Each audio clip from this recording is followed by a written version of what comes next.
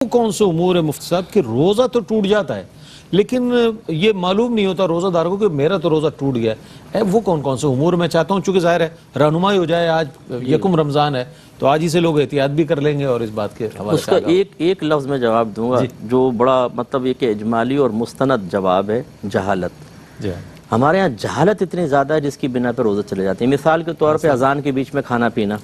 اچھا اور اتنے استقامت پذیر اور جرأت مند مسلمان ہے کہ اگر آپ سمجھائیں کہ بھئی اذان فجر تو فجر کے وقت میں ہی دی جائے گی اس سے پہلے نہیں, اور فجر کا وقت تو سحری بند ہونے کے بعد ہی ہوتا ہے, تو گویا کہ آپ نے فجر کے وقت میں کھایا پیا تو سحری بند ہونے کے بعد کھایا, آپ کو روزہ نہیں ہوگا.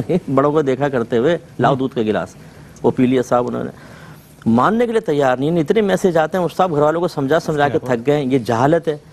اسی طریقے سے سائرن پہ روزہ کھولنا اور اذانوں پہ بعض اوقات مؤذن صاحب جو ہیں وہ پہلے سائرن بجا دیتے ہیں, وہ پتہ نہیں اس کو